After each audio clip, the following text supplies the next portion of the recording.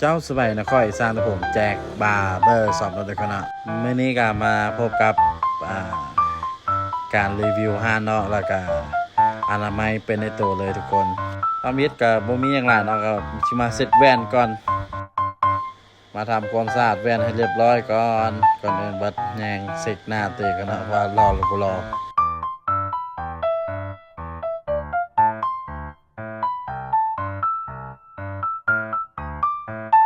แล้วก็มาเซตแว่นตัวที่สองเนาะให้มันเรียบร้อยเสร็จให้สะอาดเลยทุกคน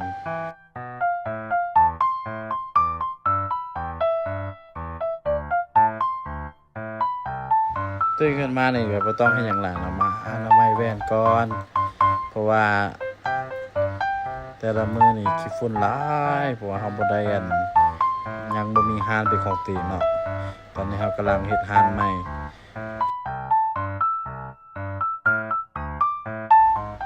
ต่อมานี่เขาก็จะมาทำความสะอาดตั้งเนาะฉีดน้ำใส่ทั่วเลยทุกคน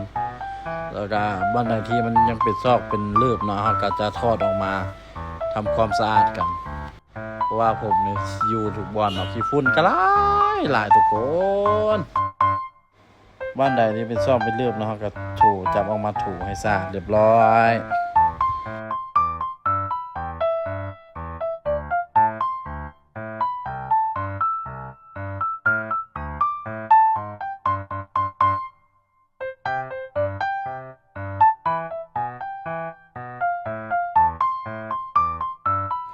ต่อมาเนี่ยเขาก็จะมาใส่น้ำมันหยอดเนาะหยอดใส่บ่อนั้นลูกหมุนมันเนาะแล้วก็มานั่งแอคท่าแล้วรอเนาะ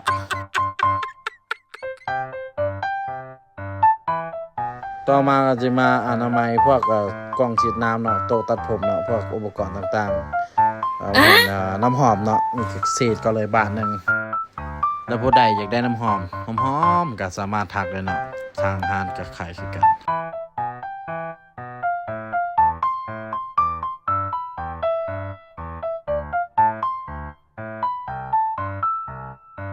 ต่อมาก็มาอนามัยสุดเบอร์เนาะสุดเบอร์วีเนาะปัดล้างให้สะอาดแล้วเนาะแต่กำลังล้างอุปกรณ์เนาะลูกค้าก็เข้ามาเลยหลังจากตัดผมลูกค้าแล้วเขาก็มาอนามัยอุปกรณ์ตัดผมต่อเลยพวกใดที่ว่ามันมีเศษผมเศษอย่างที่ติดน้ำแข้วตรงเดินเนาะเขาก็มาปัดมาพัดออกเนาะให้สะอาดสะอ้างเนาะ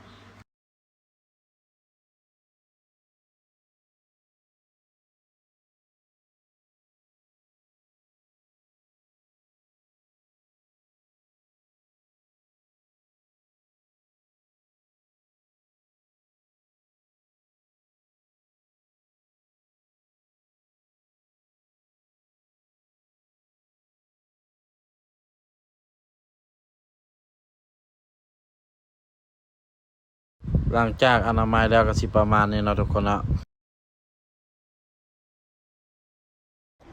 เซตโตเซตตั้งแล้วก็ขอแอกอีกบาทหนึ่งเนาะนี่แล้วก็สิประมาณนี้เนาะจะโตจะตั้งให้ลูกค้านั่งแล้วก็ถ่ายรีวิวทางหน้าเนาะนี่แฟน2แว่นตั้ง2ตั้งเนาะอุปกรณ์ครบผู้ใดจะมาอุดหนุนก็มาเนาะแจกบาร์เบอร์ช็อปบริการตัดผมคือเก่า